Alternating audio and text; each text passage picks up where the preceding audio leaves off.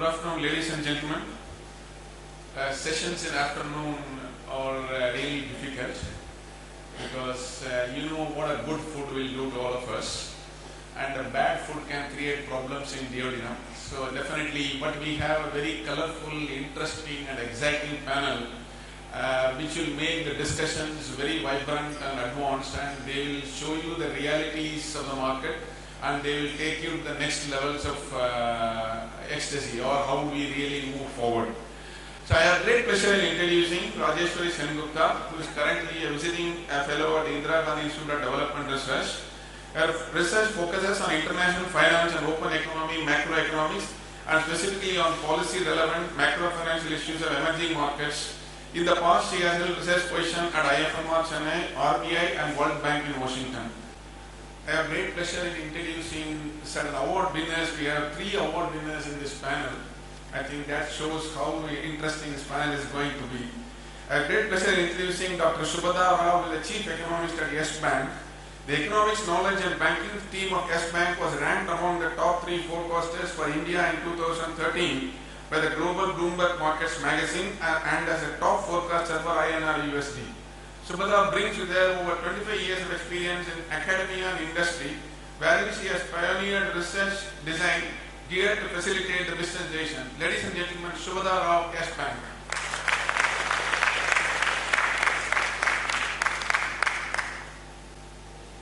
From one award winner to the next award winner, he has won the award for the Consensus Economic Forecast Accuracy Award for 2013. So I wish he lays down the term for which year we will get the internalization of the Indian rupee.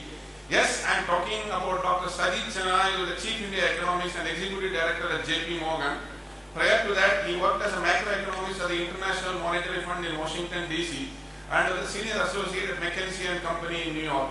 He has authored several publications in Indian economy, including co-editing a book on Indian economic reform, Reforming India's External, Fiscal and Financial Policies, with Dr. Annie Kruger. He is a regular contributor to several financial magazines. He received his PhD in Stanford University in 2001. Ladies and gentlemen, Sajid Chennai.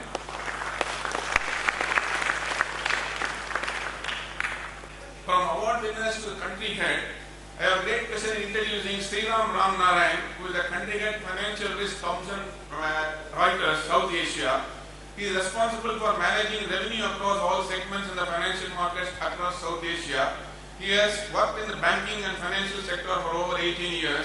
He is a chartered accountant by profession, and all of us in the financial markets, we woke up with writers and we sleep with writers. Ladies and gentlemen, Sriram Ram Narayan of our Thomson Reuters. Now over to the rating agencies. Deep Narayan Mukherjee is the Senior Director, Western India Head Corporate Ratings, with over 11 years of hands-on experience in the financial service industry, focusing on risk management, credit and research. Deep Narayan, currently the Senior Director of Corporate Ratings, and he handles a team of research experts responsible for coming out with ratings and research reports on various companies and key sectors. He is also a visiting faculty at IIM Calcutta, where he takes PGP courses in risk management and financial institutions and commodity finance. Ladies and gentlemen, Deep Narayan Mukherjee.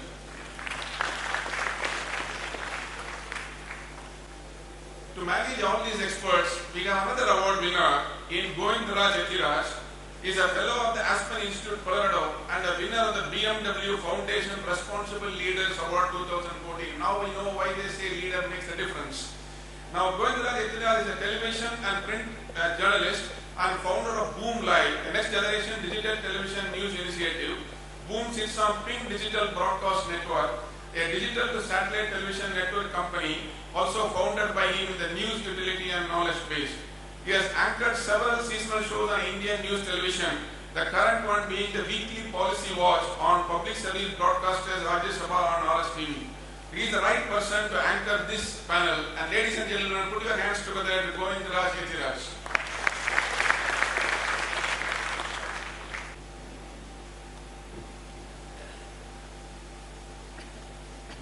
Thank you.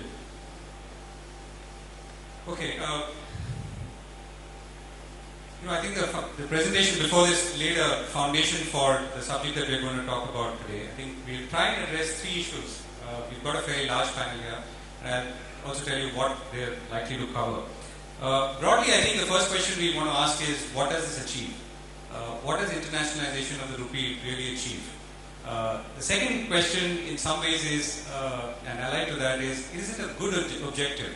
The opposite of good is not bad, but is it something that setting the right agenda, given where we are and what we are doing as an economy? The second question or theme we want to touch upon is really, does this, or the setting of this target, can it help us achieve ends apart from the one which is the ultimate one? By saying that we want to internationalize the rupee and maybe setting a target for it, can we achieve other things which we've maybe not managed to do in the past, but we could now because we've put our minds on it? Third part is to understand, with or without an internationalized rupee, what could we achieve and where could things be? So that's more like an outlook to the future. So I've got four panelists who are fresh, and Rajeshwari was already here. So what we're going to do is, I'll go this way because I think that sets the tone. So Deep, I think, will speak more about where we stand today, particularly from trade and usability. Some of the points that have already been covered, but in greater detail. So is it even a realistic objective? So I think he's going to give you a reality check on this. Sajid is going to dwell more on the macroeconomic fundamentals and where we stand and how we really geared to this objective, assuming we are all headed in that direction. And also ask him to maybe, if possible, dwell on the political objective, if it can be, because when you set objectives like this, this is not done by committees, but it's done at a much larger level. So is this something that can actually be said in that sense? Sriram is going to talk about the interesting part, which is really, assuming all of this happens, are we ready infrastructurally? Do we have the electronic and market infrastructure to do it, and what would it take? And again, that could be one of the collateral benefits of actually setting out for an objective like this. And finally, Shubhada is going to talk about the bear in the room, which is China, and say, and dwell a little more on how the two contrast, which is India and China, and what can we learn or not. So on that note, let me hand over to Deep. 5 minutes each roughly, and then we have a discussion. Thanks a lot. I think Professor Sengupta has already touched on most of the issues, but just to sort of get into further details. So when I will be thinking about internationalization of any currency, I would think what are the likelihoods of it being a part of IMF's SDR basket. So broadly, there are two criteria. One is widely used. How widely is the currency used by other countries, possibly as FX reserves, issuance of debt securities, and in their own trade. And if these three features are met, then they look for subsequent features such as liquidity in that specific currency. A very common measure generally used is what is the most commonly available forwards in that currency. Then ability to hedge effectively across products, and susceptibility to external shocks. So that's on the pure financial portion. The other is what proportion of global trade that it affects. Now, if one looks at these factors, as Professor Sengupta has highlighted, in terms of global trade, India is well below 3%. So, unless we are really successful in Make in India and other initiatives, that 3% is unlikely to become very high, given that global demand in itself lukewarm at best.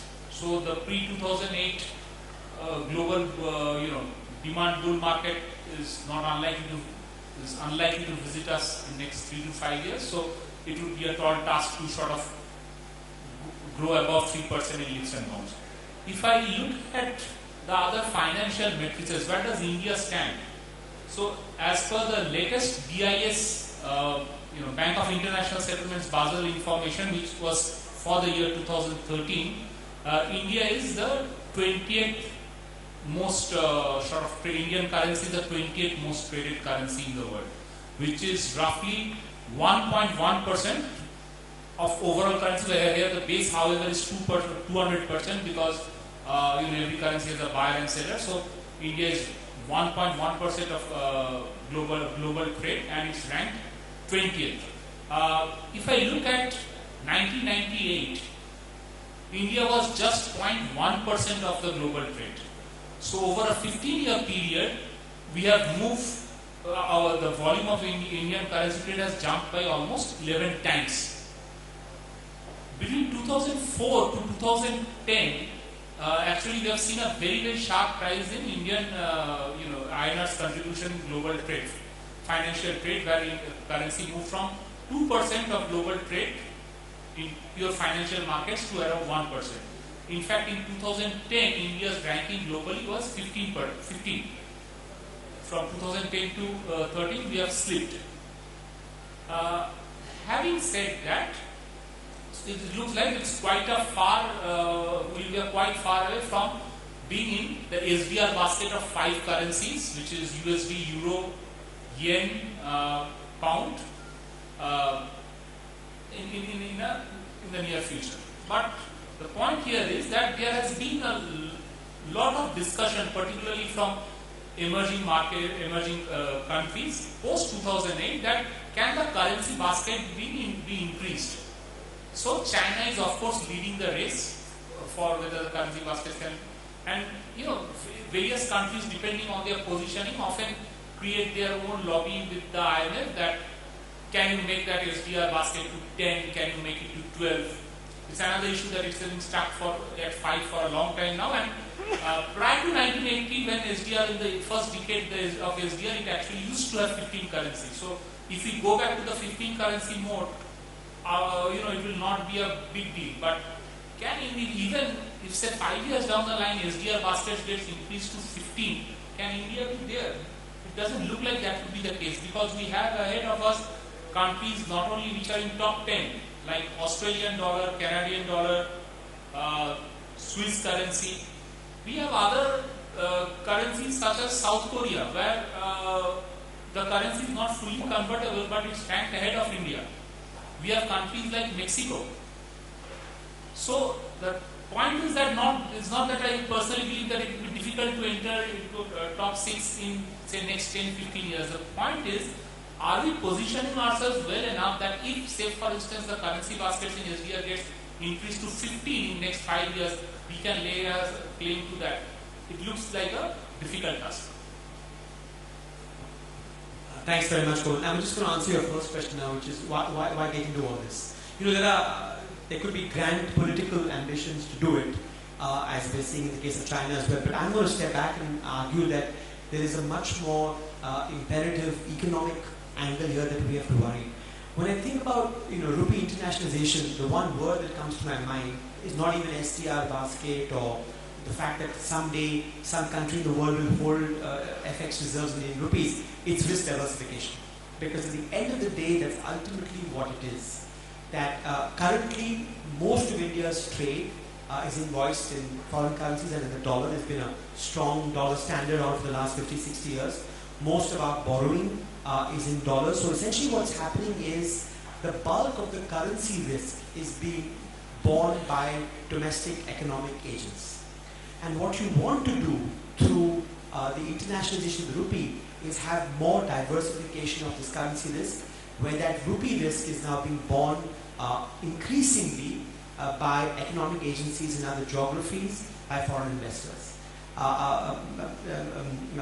Rajeshwari, you spoke about original sin, and I think that's been a big evolution in the last 15-20 years, that emerging market macro fundamentals have improved to the point where we don't have original sin anymore. You see that in India as well, where there's very strong demand by foreign investors to buy government securities, to buy corporate bonds. But if you still look at the aggregation of risks in India, the vast majority of risks, currency risks, are borne by domestic nationals. And of course, we can quibble and argue about the fact that there are missing markets and we don't have mechanisms by which to hedge this risk.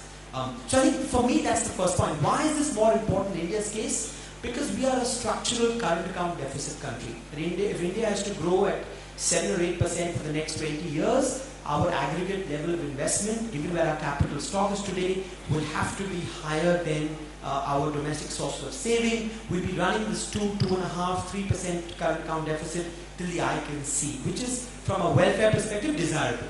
But the question is, so we'll be a net capital importer year after year after year after year. The question is, who's going to bear the currency risk on the capital? So if you look at the stock of liabilities that we have, what we call the net international investment position, as a percent of GDP, that's going to rise and rise and rise, which is not a bad thing, right? But it's the distribution of that risk that for which making the rupee a more international currency has to be an enabling mechanism. I just take you back to the East Asian crisis in 1997.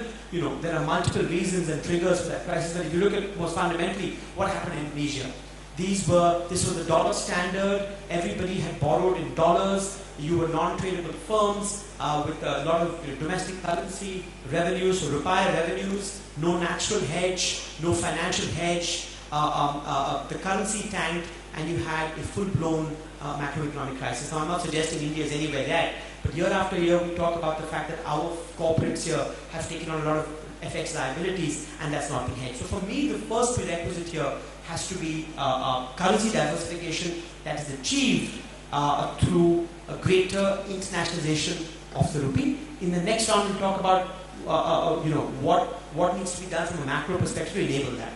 I want to make two other quick points. One is that there is a good internationalization and a not so good internationalization. What do I mean by that? And I know Ajay is in the room here. Ajay has been talking, just as you have, sir, about the fact that the rupee's turnover globally has increased dramatically. If you look at the rupee as a trading currency over the last 20 years, the growth and the level has risen more dramatically than India's size, GDP, growth rates, or global integration has increased. Some of that is clearly a pull factor, because India has become more integrated, we have become more attractive. But some of that is more a push factor, that today you've got NDF markets all over the world, because there are certain kind of risks that cannot be managed or mitigated onshore, that pushes foreign investors, economic agents to hedge that offshore. So even though the numbers may be quite impressive in terms of the rupee as a globally traded currency, I would argue that's much more of a push factor than a pull factor.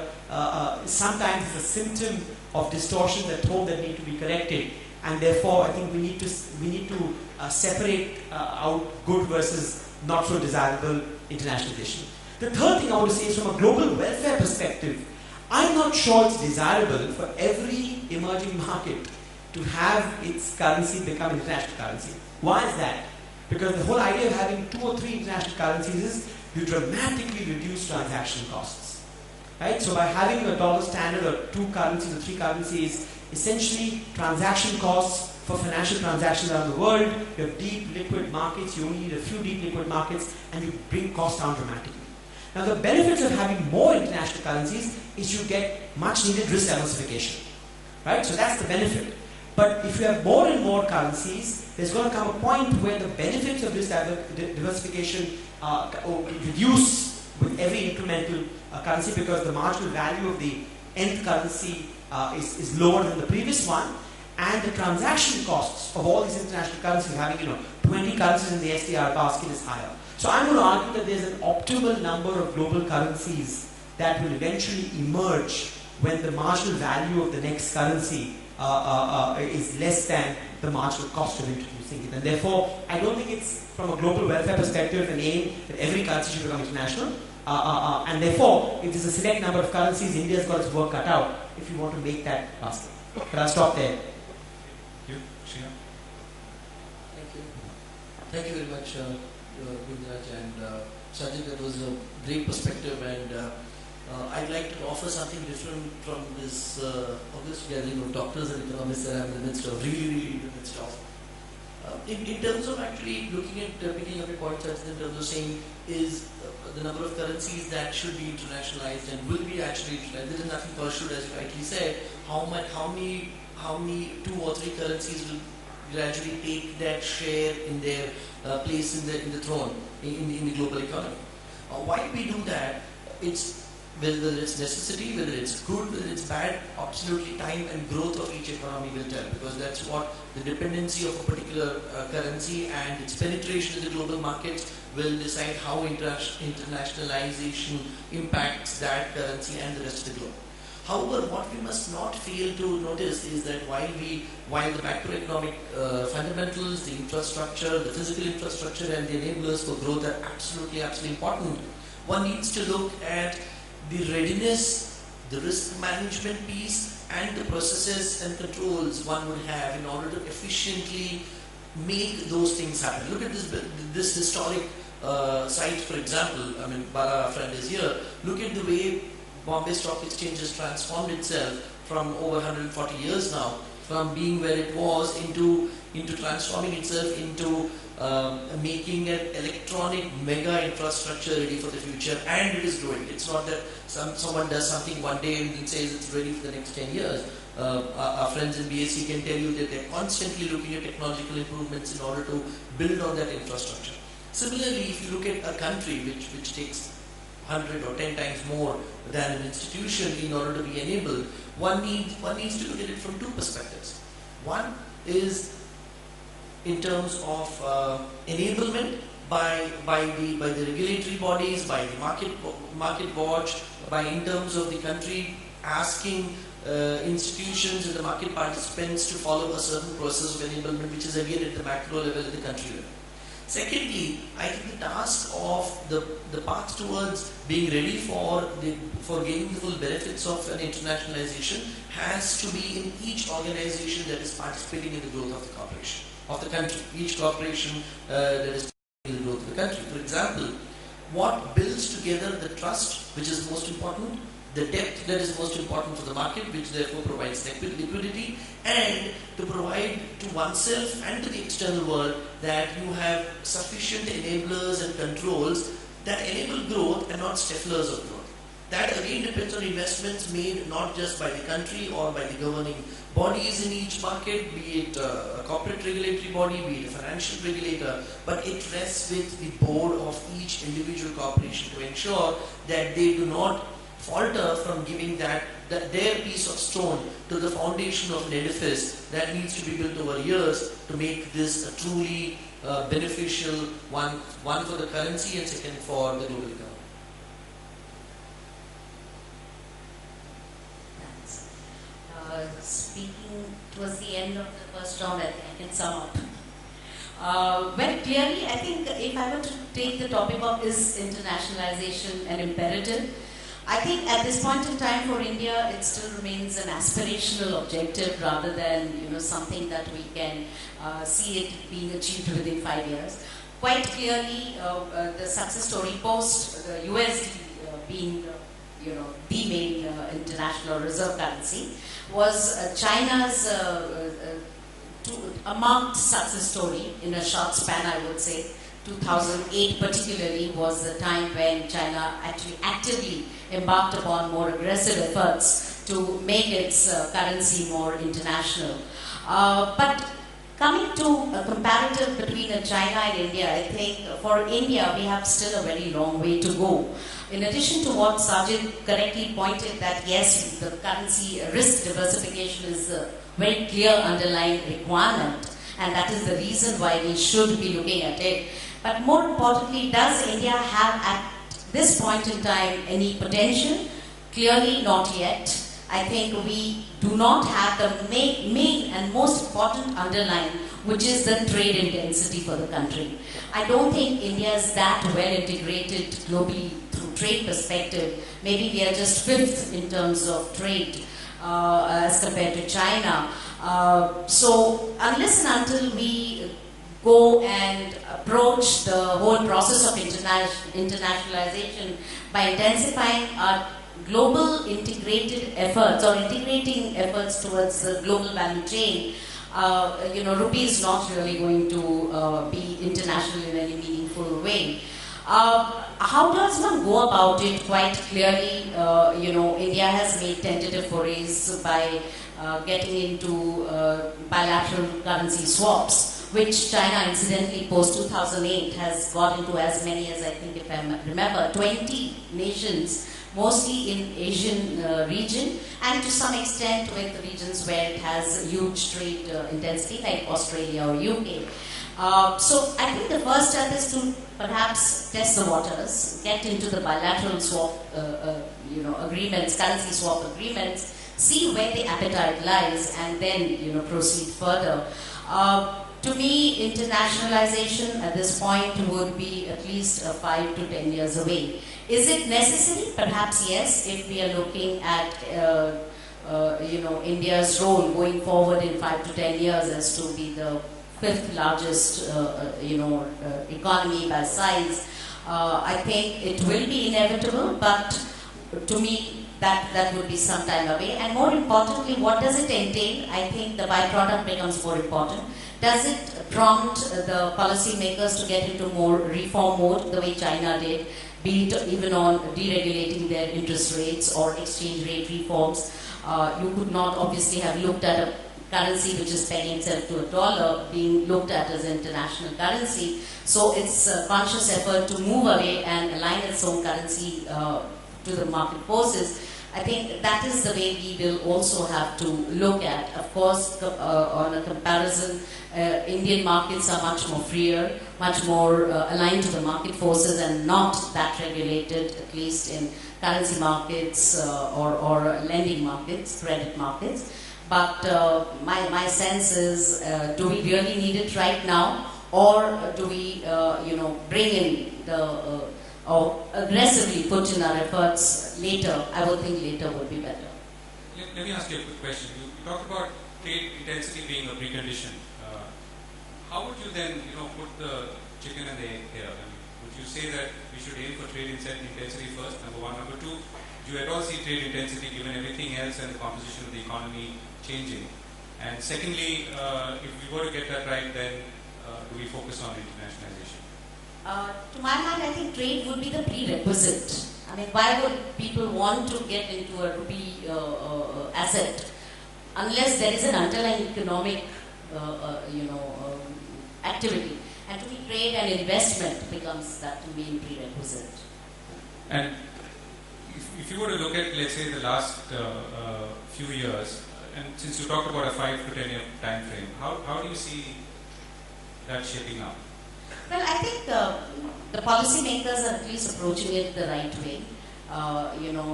Making India the hub for most of the production activities, manufacturing activities. I think that itself should bring in the trade and investment, FDI, greater trade potential from India to elsewhere. So I think policies more at the economic activity level will be needed to bring in that scale, so that India is actually a relevant player in the global value chains. At this point in time, we make hardly any difference. We are not a global value chain player at all. Okay. Sajid, can you dwell a little more on the 2 points you made? So you talked about the need for diversification versus the number of people who can actually join the club effectively. There's obviously a tension between these 2 points, as I can see. So if you could dwell a little more.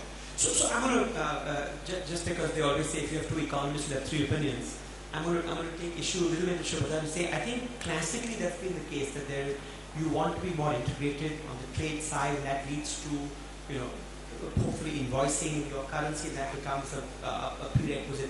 I would argue that in the modern world where financial flows are so large and things are so integrated, that you can actually separate out the current account and the capital account.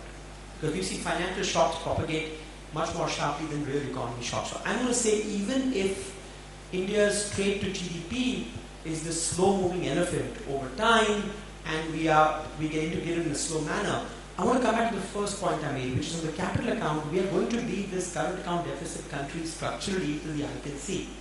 Now the question is that we'll be a net importer of capital. If Indian corporations are issuing bonds, do we want to take on the currency risk? Or do we want to be in a situation where some foreigner says, I have enough faith in your currency, in your economy, in your policies, in your institutions, that I am willing to take on or buy a rupee-denominated bond. It should be $17 for all. That's a rupee-denominated bond.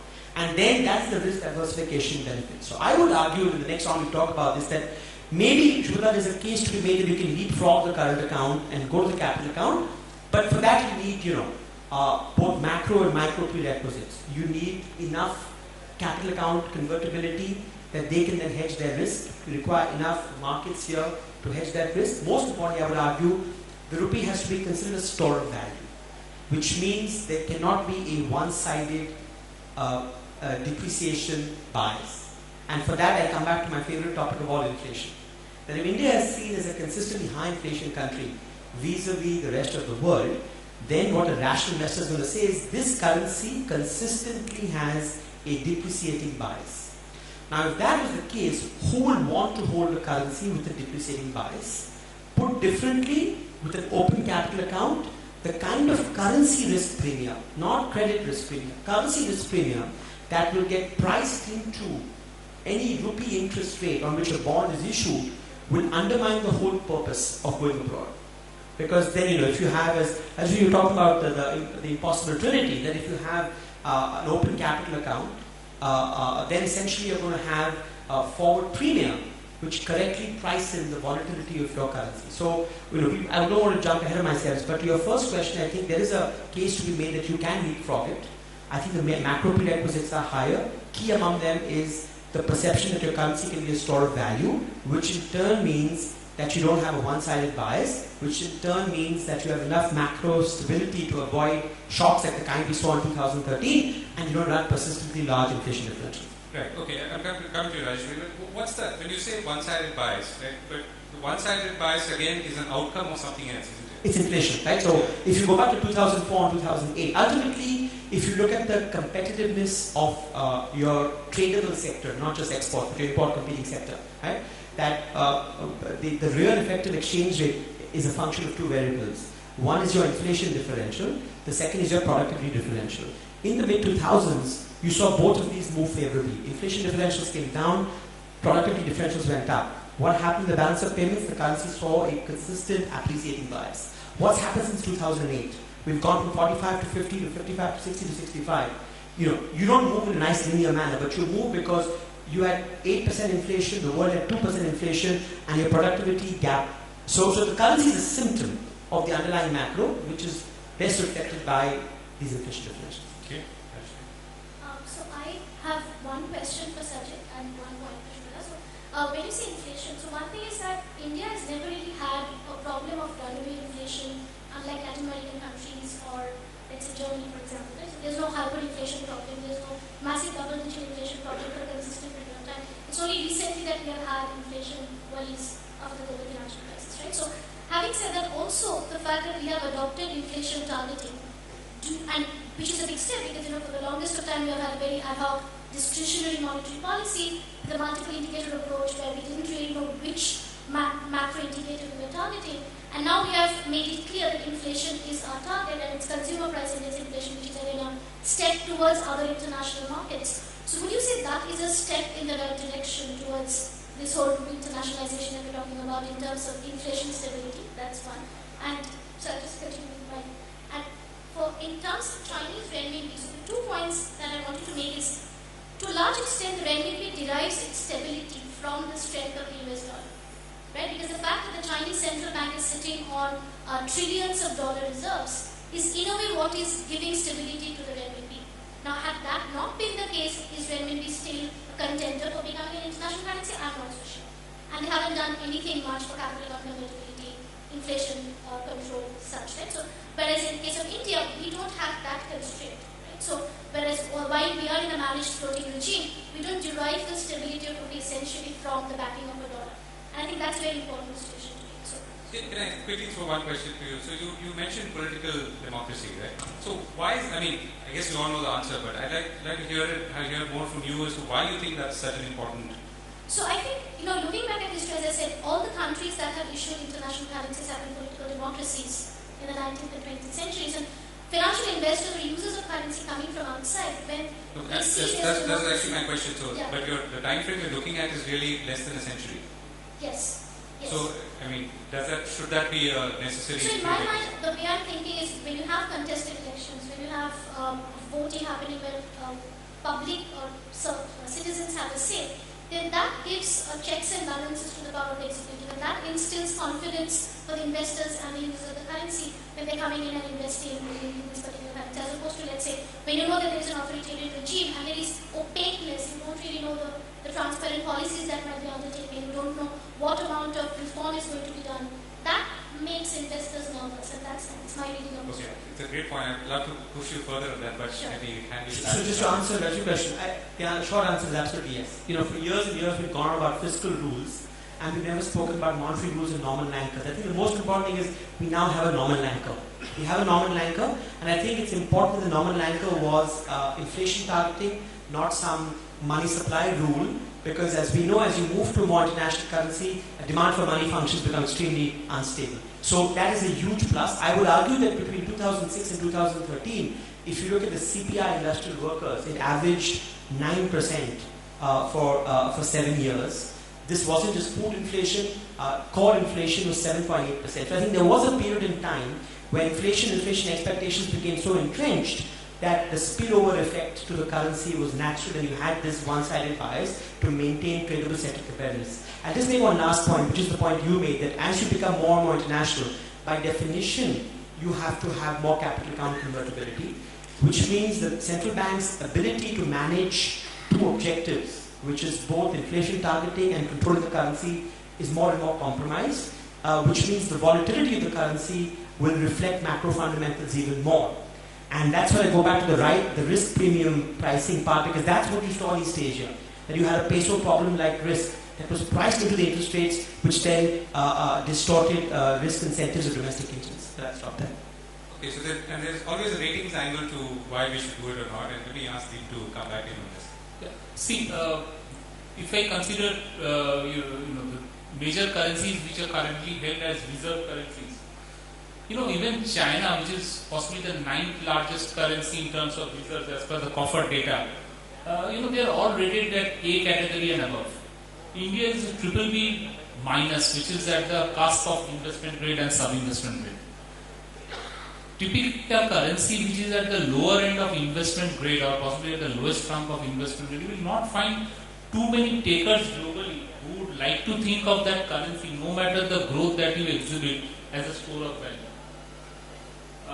So that would continue to remain a huge problem. When a rating agency externally looks at India, and they will per se not look at the good inflation record for last 2 years. They would possibly look in blocks of 5-10 years. So if say for instance the very policy that CPI is the target and it remains, say for instance, another 3-4 years. So you have a 5 to 7 year track record where not only the RBI government changed, but the the government or whatever the authorities change, and they continue to persistently follow a policy which is bearing results. Then it would have a positive impact on rating. It's very different from, say, for instance, the brokerage house view of India's weightage in equity includes up or down. So whereas the inflation that is coming down is a good sign, we haven't seen a full cycle of low inflation. You would possibly have to wait for at least 5 to 7 years. And these are some of the things that, it's difficult to envisage. At the end of the day, China is A-rated. And whereas the 2013 BIS data showed that Brazil is ahead of India only slightly in terms of foreign exchange coverage. But, Brazil with sub-investment grade rating, recently we would expect Brazil slip very, very sharply on the FX scale. We have seen that impact whenever a country gets downgraded or when its outlook becomes negative, we see that countries' FX turnover falling very sharply relative to other countries. So, I think among the biggest things that would help would possibly a rating improvement, and be it a rating improvement per se from BBB minus to BBB plus, or a currency getting more internationalized. They are actually reflections and acknowledgement of a fact. So if the Indian trade as a portion of global trade increases, if India's currency becomes more liquid, they would itself be reflected in lower cost of hedging. They would itself reflect in Indian currency being more stable, and therefore one can assume that if it's consistently this behavior is shown for 5-7 years, the rating would gradually move up and it will become more and more internationalized. So targeting it to be in the top 15 or targeting for a BBB plus or A minus rating is, I would say, futile. You should go back and see back to the basics. How can you improve your share in global trade? How can you sort of develop institutions so that even if the regimes change or if governors change, the basic policy remains stable. Unless those things are worked upon, I think targeting as every year the government comes up in the newspaper say they are targeting with rating agencies to improve the rating. It is not like someone will give you a PowerPoint presentation and rating would move up. So, another thing that always troubles me personally is that we always benchmark ourselves against China. Nothing wrong with that. US, UK, but you know, say for instance, Turkey, Mexico, Peru, they are. We don't often discuss. Go to a panel discussion or a report which compares in India with Mexico, Turkey, but they are better off in internationalization than India. Ease of doing business, more recent thing. I think we go on and on. It's a great thing. We have moved 12 steps up. You know who is in 71 and I think in 99? Any idea who's 71? Bhutan. You know who's 99? Nepal. Should we go ahead and give them advice? Where I am struggling in 132, Nepal is in 99 in ease of doing business, Bhutan is in 71. Do we ever, as a nation, figure out what is right with Bhutan? And I am always benchmarking myself against China, which is actually in ease of doing business not so great. So I think there are other things we can, because if you are focusing only on China, China, as Subhadra said, is way ahead of us. If tomorrow, say 2020, 2021, because of global pressure and not that Euro and UK, US is doing a big favor by sort of keeping a low interest, zero lower bound, which looks like it will be there till eternity. But 5 years down the line, God forbid, if zero lower bound remains, there will be a global pressure to increase your SDR basket. And if say they agree that okay, let there be 10 currencies in the SDR basket, we had 15 currencies in the basket in 1980. So it will not be going back to repetition of history. Would we be there in top 10 or top 15? Today we are in 20. We are not sure. So we always go and try to read that how I will be in the top 4, top 5. Try to benchmark yourself in ease of doing business with Bhutan and try to benchmark your internationalization with Turkey, Mexico, Italy and see what you can do about it. Because competing with China, I think the only credible Indian initiative which can compete with China so far is possibly China. China level. I think rest of us have quite some way off to compete in any meaningful sense with China. Okay, thank you.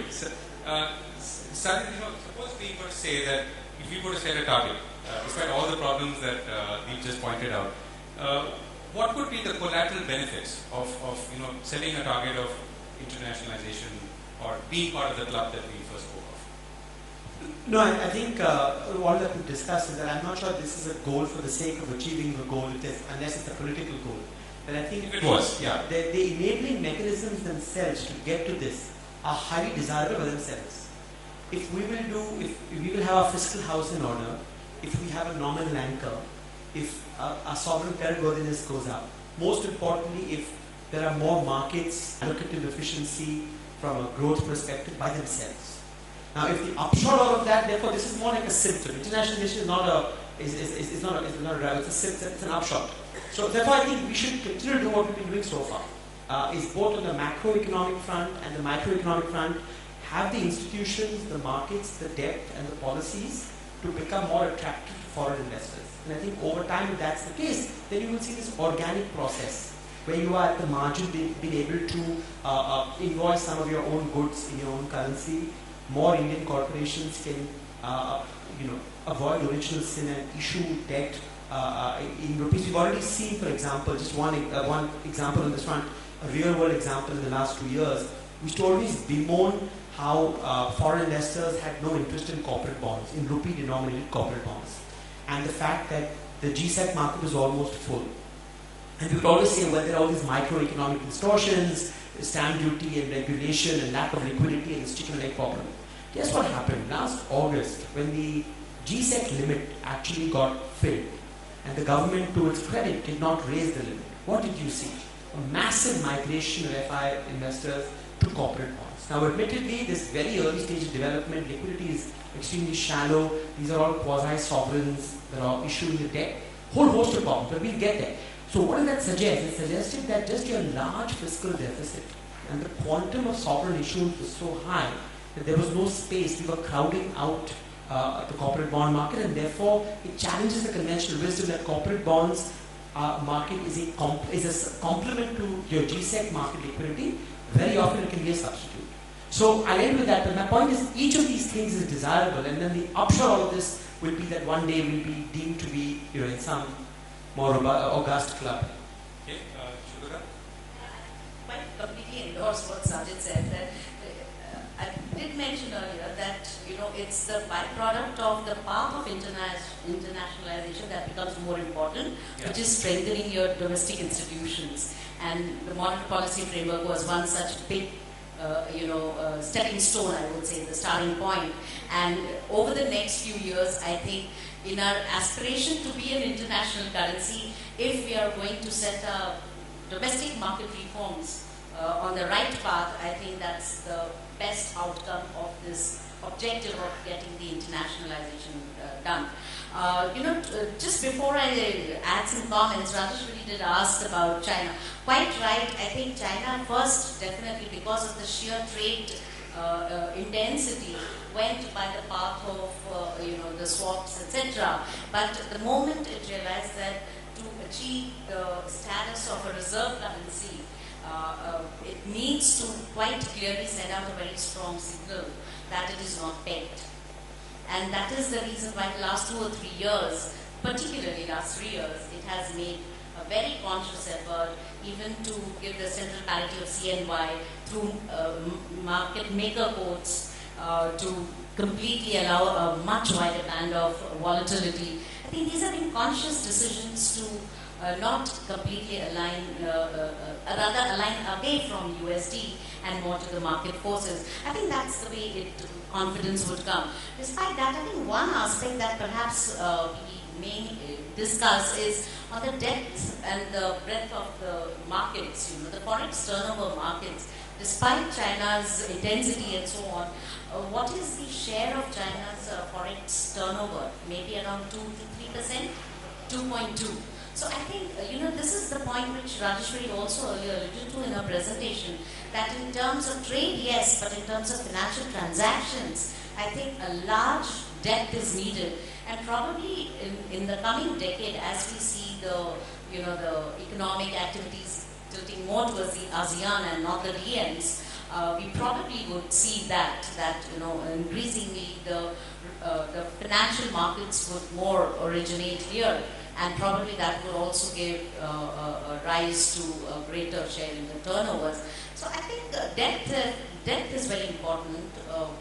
Confidence in the regulatory system. Today, if you have NDF thriving, 50% of INR is at NDF. I think it's more the regulatory arbitrage that was earlier being discussed in the earlier session. And yes, it would bring in some more confidence if instead of a 24-hour market that you don't get up and see that in the middle of the night rupee has gone a buck lower or higher, as Govindan was putting it earlier. So I think a larger part of the trade has to come onshore, and for that institutional reforms will be extremely important.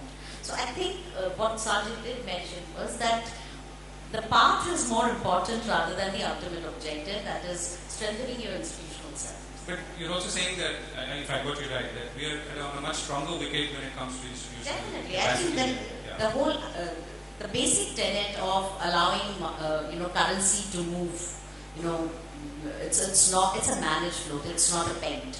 I think that itself helps, and other reforms are also. So one thing that I want to mention here is, when I was invited to give this presentation in this panel and I was told that this is event on rupee internationalization, the first thought that came to my mind is why are we even talking about rupee internationalization? Why is it even important? And to answer Deep's question, it struck me that it's possible we are in India today interested in talking about rupee internationalization because China has been taking steps in internationalizing the renminbi.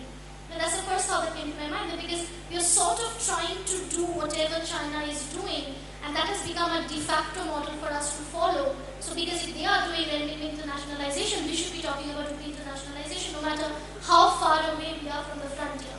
And that seems to be the main motivation. Because when I look at history, and when we talk about internationalization of currency, history is the main place to draw examples from. You look at US dollar, you look at the British pound, nowhere in the history was there a scenario that there is a political push to make a currency international. You know, the economies had bond markets, there was credibility building up in the financial markets, people were comfortable denominating their currencies in their reserves and bonds in those currencies. And the internationalization happened as a result of these steps taken. The steps were not taken to internationalize the currency, which is very different when I look at China today, because be it the international prestige, be it the status, be it the declaration that we have arrived, you know, that seems to be the motivation why they are taking the steps. And hence we are all sitting here talking about internationalization because that's what they are doing. Whereas it should be the other way around. Sure. We should get our house in order. And then if internationalization of rupee follows, it will be a welcome change. Sriram, you want to answer that? No, I think the core of international rugby is, it's not like a cricket star cap that passes around after each match, right? You wear it and then today I'm international, tomorrow I'm not. Can't do that. Again, as I said, it goes down to countries. It requires decades of, not years, as you said, you don't put it in 5-year or 10-year blocks, sorry, you said. You have to put it in bigger blocks wherein growth has to be the underlying determinator. Growth, trade, sustainability over time, controls and practices that the outside world is confident about you after you being confident yourself. So those are the factors that really drive the international community to accept you rather than you put up your hand like a schoolboy saying, I want to be accepted and I give you the star for today. So it's that kind of a long-term vision that one needs. So Sajid, I'm going to come to questions in a moment. Sajid, if you were to do some check boxes, right? So where we are, in the sequence of things, where do we stack up better and where perhaps we have work to do? I mean, assuming if internationalization was a target or at least a floating target. So you clearly seem to agree that market infrastructure, the electronic and infrastructure, we are definitely at a better position.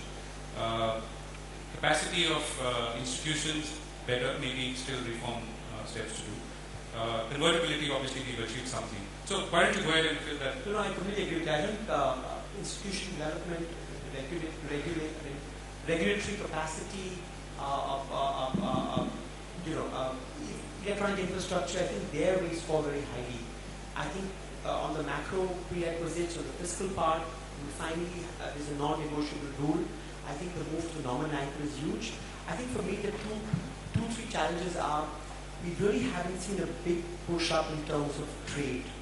And trade as a percent of GDP saw this big leap up between 2003 and 2008 and has stagnated since then. So on the real economy side, I would argue we've got our work cut out on the trade front.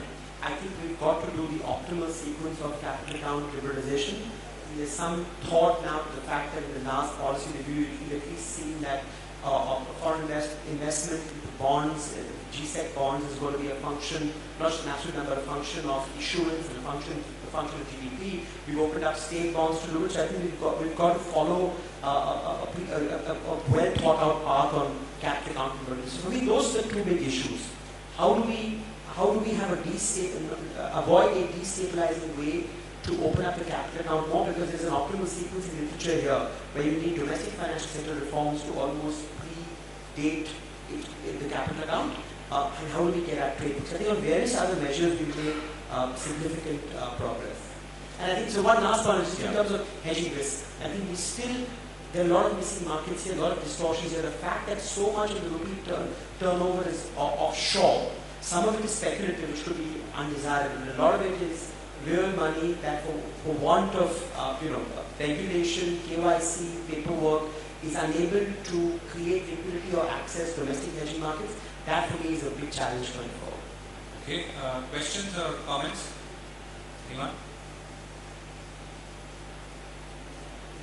No?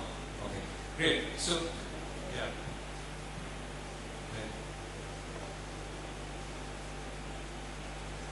Yeah, go ahead.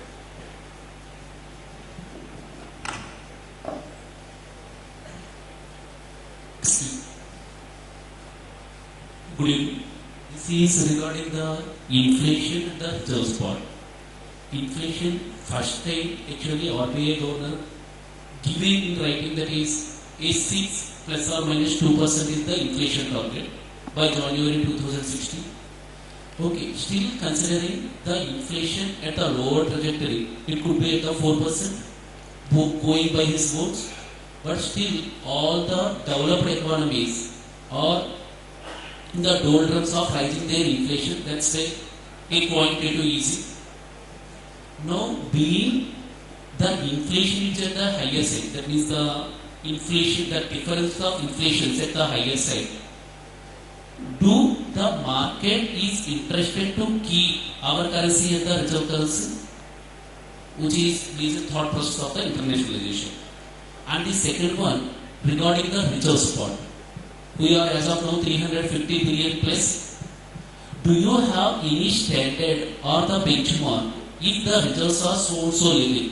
Is it worth to go for the internationalization? Okay. Thank you. Anyone else? No. Do you want to respond first? Sajid, okay. Go ahead, sir. Very quickly, I didn't run out of time. Well, we spoke about this before, right? And if you have sustained high inflation and high inflation expectations, what is happening is your real effective exchange rate every year appreciates by virtue of the inflation differential. And then there is a widespread belief that builds up that your currency is overvalued, and the pressure on your currency to depreciate, to undo the overvaluation rises dramatically. We saw that in 2013, we've seen that in 2010, 2011. So ultimately, I think the most important prerequisite in my mind is for the currency to be deemed an international store of value, which will not happen if you've got this one-sided depreciating bias, which in turn is reflecting sustained high inflation differentials, which is why the move to a nominal anchor, I think, is such an important prerequisite to currency position. He asked for the reserves.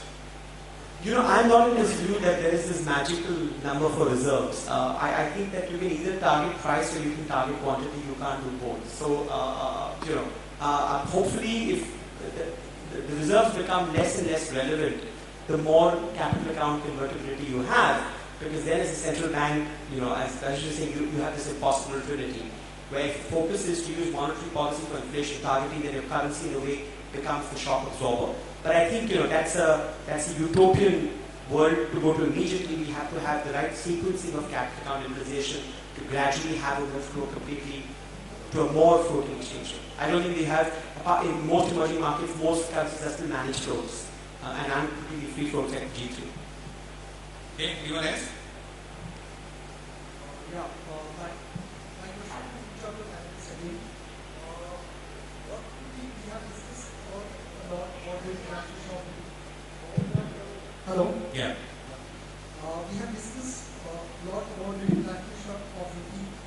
My question is, what could be the set of action, or one action from each of the panelists which we can recommend, or which we can advise, or which we can ask the regulator to implement it right now to realize this solution? Okay. Right now, as in over the weekend. Okay, let's anyone else before we. No. Yeah. So let's get an outlook. I think. We started by this discussion by saying one is what are the macroeconomic fundamentals that we need if we were to go in that direction. I think the second point is that what's the outlook that you folks have when it comes to achieving some of these targets, and whether or not we can achieve it. I think most of you are talking about a 5 to 10 year horizon, but maybe you can focus on one or two things within that. So, Deep, you want to focus? So maybe I'll just give an explanation, for maybe a short explanation. See, if we consider countries like Australia, Canada, Switzerland, they never had a lobby or a predetermined plan that we want to be international currencies. But what these three, Canada, Australia, Switzerland, have in common? They have in common is what Subodha said, very, very strong institutions and regulators which are absolutely independent from the government of the day. What we need is all regulators and people who run financial institutions should be independent. That's A. B. Each of these countries, they have some of the best legal systems in the world. And the legal system is not possibly because they always come up with the correct judgment, but you can end up a huge case in anywhere between 20 days to a month. It's rare for these countries to have a case running for 6 months. So two things I would say instead of one, and they may be very difficult. All institutions in India should be made independent from any governmental intervention. And secondly, with focus and we focus a lot on infrastructure, and there's a lot of debate for last 10 years that we need $1 trillion. I think possibly with greater urgency we should discuss and debate in public what do we do with the legal infrastructure. Is there a benchmark we want to within 5 years that we want to clear our backlog? So these two things should be formed. Sajid? I take 30 seconds. I think for all the other part of the organic long-term problem. Also an outlook, I mean, more from you as when you look at things around you today, I mean, what do things look like for the next 5 years then, which in turn could set the preconditions for our... No, I was just going to say that I think, we're clearly on the right path on many of these fronts, but why not focus hard on developing an international financial center?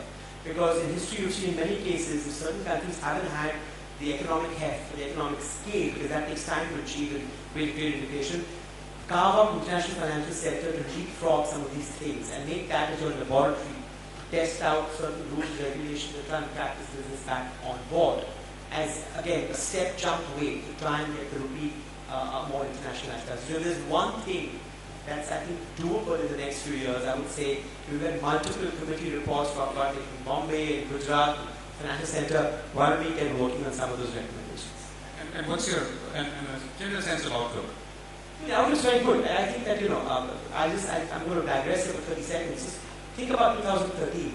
We were the poster child of emerging market vulnerability. All the things that we've spoken about today, we were deficient on. India was the worst performing currency between May and September 2013, the first to ever take off.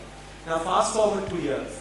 We have over the last 18 months consistently been the best performing emerging market currency.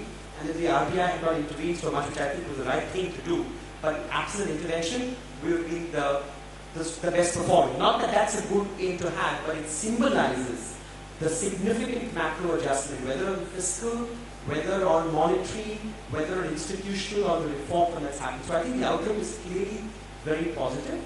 But we're at the beginning of a very long road. Thank you. Sriram? Well, as you said, the outlook is remaining. Outlook is positive, obviously, but what's more important is, in addition to the strong domestic growth, one will look at a lot of collaboration internationally for growth between countries and institutions in order to set the stage right for what we're looking at. So we'll just take 4 quick points. One is, in terms of your question, what the regulators can do. I think the 4 things which are very important. One is, of course, inflation stability. We have done inflation targeting, and hopefully that will start delivering results. One is reforming the financial markets. It is absolutely essential, and for that, the Indian Financial Code has been discussed, and we are still yet to see the implementation of it, and I would definitely say that is very important. The third is having a deep and liquid corporate bond market. We have been discussing this for times immemorial, and nothing really has happened on that front, and I would like to see that as of yesterday. And the fourth thing would be capital account convertibility, which is again in the regulator's domain of liberalizing capital account controls as fast and as quickly as possible, because we are still one of the most closed capital account economies in the emerging market sector. In terms of outlook, I would say that I'm not as optimistic as far as rupee internationalization is concerned. I think we have a long, long way to go. But as far as taking some of the right steps in any direction, not just with that as a target, we are achieving it at a very slow pace. So I'm less optimistic than the rest of the panel, I would say. Shubhra? It will take us at least a decade to get there. So in terms of achieving scale becomes very important. I mean, today I know in the FX markets we say, "Arey ek kasti aaya," and 1 rupee has gone up and down. You can't have that one kasti comes and drives a rupee 1 buck lower or higher.